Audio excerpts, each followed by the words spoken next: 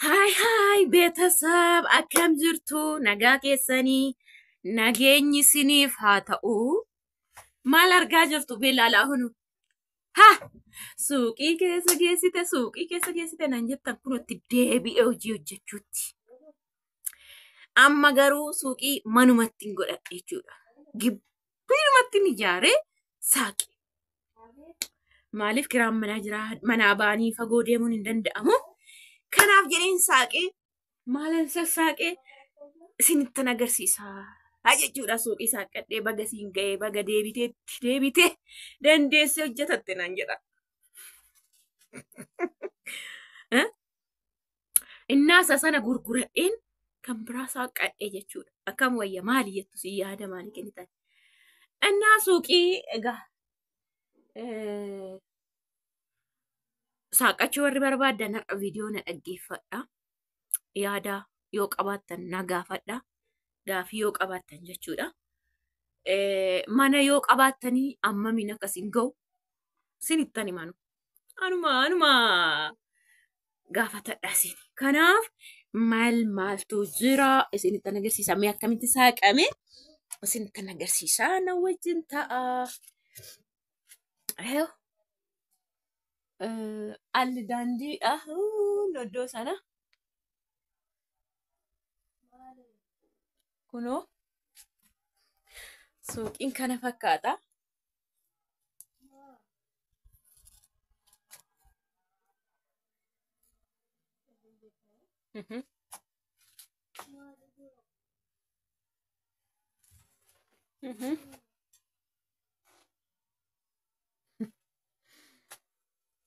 As jala jira garuu kana bicha seenaa baay'ee lafarraa kaasneeti.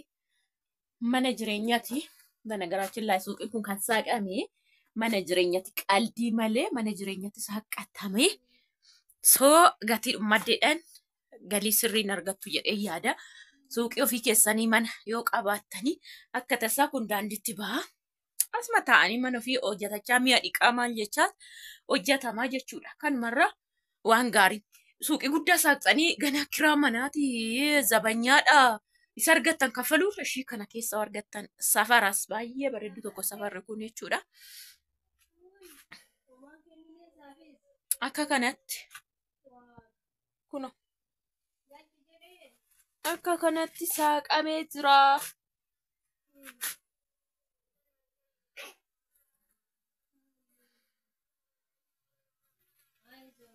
Gatii isaa isinittan himaa. Amma garuu suuqicha isinitti agarsiisaa jira. Achi keessa jiraalleen balbala jala. Okay. Asilleen isaan kun karameellaa minaaman miizanni giraaman kan kennamu tariin beektan yoo ta'e isinittan agarsiisa. For example ishee kanarra kan isinitti agarsiisa akkam akka ta'e isa wal madaalu miti. Kana jechuun giraama tokko giraama 100 iyyuu hin taane jechuudha. Ishiin 80 yaani kan akkanaa 10tu giraama tokko jechuudha. Maaliif 80 ganaa ishiin giraama 100 hin taane giraama 10tu giraama tokko yoo kuma jettan giraama kiiloo tokko jechuudha. Giraama jechuun miti kiiloo jechuudha. Ruubiin 250 giraamii 250 warra keessan waan ruubii bitattan tokko gimmaashoo ta'e 500 kan achirra lakkaa'u jechuudha. Kiiloo yoo ta'e 1000 lakkaa'u. 1000 jechuun kiiloo tokko jechuudha. Giraamni isaa inni kun 6,000 bitama. Inni kun jechuudha. Kun garuu inni karaa lamaan wal madaalu 5,000 inni jechuudha. Akkasii jechuu barbaade sa'aatii kanatti manna gaafachuu barbaaddanii laaksii saamunaan birrii 50 laayif booy 50 saamunoonni isaan kun 45 minaamin 50 misirri kiiloon 250 misirri duudaan 245 50 faana ta'aa jira hamma. Zaytiin abbaan leetira shanii Engadda ayyaana irratti 800 fa'itaa jira. Inni 3,900 ምናምና maali sitti mare barbare inni qophaa'ee jiru ምናምን 50 roobii ምናምን 60maanis jira 90maanis jira inni baaltinaa sayyamu akaawwiin ashagamtee nyushiti bunni birrii 800 750maanis jira natti fakkaate akka bunaatti mokoroonii kiiloon 130 ምናምን በቃ kanuma sinin jedha ruuzinis akkasuma 130 ምናምን kana fakkaataa sinin jechu barbaade juusishiin kun 20 kun 40 inni guddaan 80 mirindaan inni sun orjinaala miti inni orjinaala 200 inni kun garuu orange juice mirindaa jechuudha dhibbaan jira maana akkasitti sinin jechu barbaade koota nagadadha eeshi akkana fakkaata yaada yoo qabaattes nu gaafadha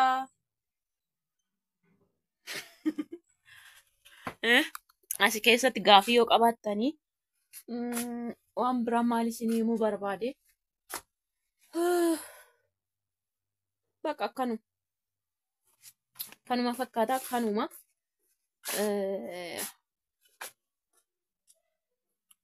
zayitiin kun tokko litira tokko garuu 320 abeet sameega faant kaardiin injiraayu inni kudhanii arge saaqe kudhan mati miti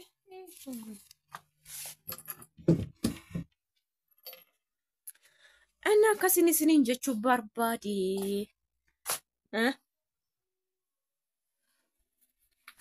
akkasi banagaraችን ላይ ijoolleen baay'een 300 saaqannaa kannaan jettan jirtu duras isinitti himaan dhufee ammallee xiqqoo irraa isinii deebi'a suuqiin guddaa yoo saaqxanii 300 guddaa jechuudha bakka waan hundumaa fuul gootanii 50 yookiin 25 galchitanii waan hundumaa suuqii guddaa suuqii xiqqoo miti mana kiraa guddaa sin gaafata gaanni naannootti nagadamu saaquu miti kan irratti hundooftanii isiniin jedhee tokkoffaan naannoo nagadamu lammaffaa oddootti naannootti yemmuu fakkeenya zabanyaa dhuunfaa yeroo qaxartan birriin dabiliidha isinii galee birriin dabiliidha innaan isiniin jedhu yoo namni isin faana sheer godhee zabanyaa qaxarachuu hin jiraanne ta'e isin bichaatu kaffala kanaaf waan buuftan achuma deebistu jechuudha kanaaf iddoon suuqiin jiru yookiin namni wanti suuqii bichaatu hin taane wanti biraa hojjetamaa yoo jiraate walitti sheer gootu namni sun akkasiin eegamu barbaadu waan ta'eef kiraan manaas immoo amma fa'i baay'ee manni waan diigamaa jiruu fi kiraan manaa baay'ee dabalee jira jechuudha manni diigamaa jira ammatti manni diigamaa waan jiruuf baay'ee dabalee jira jechuudha kanaaf miinis baay'ee dabalee jira beenzilii waan dabaleef dabilii isaan innaan hojjedhu isinitti muun harkaa tokko dabalee jechuudha jechuun amma sana tokko dabalee jechuudha fakkeenyaaf buna 350 takka dabarsee 330 dabalee jira beenzilii waan dabaleef dabilii isaan innaan hojjedhu isinitti muun harkaa tokko dabalee jechuudha jechuun amma sana tokko dabalee jechuudha fakkeenyaaf buna 350 takka dabarsee 330 asitti mee jira amma garuu 700 ihee naa sanatti sukkaarri misirri 130 ምናምን ture warri narraa maatiidha ergatan baay'eetu jira miidiyaa irra argitanii jirtu oolotatti illee erge maalitti illee erge finfinneetti illee erge walisoo keessatti namoota baay'eedha geesse buna takka 130 dabarsee hin beeku jechuudhaan yoo iddoo finnu 300 fa'iin buna qulqulluu 310 yoo finne 320tti gurgurra kiiloo san ennaa san kan qulqulluun taane immoo 300nis fiduu dandeessu 280nis yeroo san amma garuu 700 gadi hin jiru jechuudha bun sababa maalii sababa beenzilli dabalame jechuudha kanaaf kiraan manaas immoo sababa manni diigameef Suuqiin muluun daandirraa diigamee jira. Kiraan manaa dabilii inni kaleessa 3,000 kireessitaan har'a 7,000. Namootaan argas jiru jechuudha. 7,000 kireeffama. 7,000 bakka waan funaantan sana manni kiraa taanaan achuma deebistu. Tokkoffaa cimtuu ta'uu qabdu. Sa'aatiitti nagadamu sirriitti beektanii dhaabachuu qabdu. For example, safara nagadaa ture. Sa'aatiin 2 booda namni nagadu hin jiru safara koo. Yookiin immoo sa'aatii tokko booda dafanii cufanii galu gara manni isaanii fagoo waan ta'eef. Suuqii guddaan hin jiru ture naannoo koo. Ani immoo guddaan saaqe. Sa'aatii tokko booda hamma 2-3 manatti galee gana hojjechuu fayyaada malee sirriitti nagada ture. Ganama immoo dafee namni saaquus hin jiru safara sana. Suuqii guddaa waan hin jirreef saaqanis hin argatan. Otoon tokkotti saaqee amma sa'aatii 3tti sirriitti nagada jechuudha. Kana baruu qabdu. Amma tokko raafee sa'aatii 3tti dhaqee innati ganama nagaddi darbeera jechuudha. Kanaaf suuqii jabeessitee nagaddee malee baay'ee ulfaataadha. Lammaffaa bakka yoo mana keessan ta'e naannoo keessan ta'e tasa waan isin gargaaree manni keessan ta'e bakka waan baay'ee sirriirraa bu'aa. Kiraan manaa bu'aa.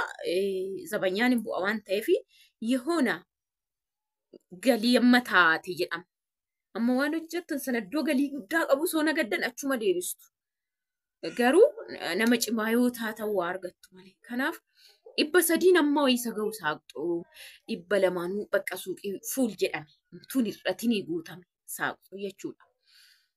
Cimuu qabdu malee dhuguma suuqii nagadasa jedhu konfidensii qabaachuu qabdu malee suuqii saaquu 200 saaqaa 3 saaqaa jettaniidhaaf miti jechuudha. Kanaaf akkasiin isiniin jedhaa yaada gaafa qabdan naa barreessaa.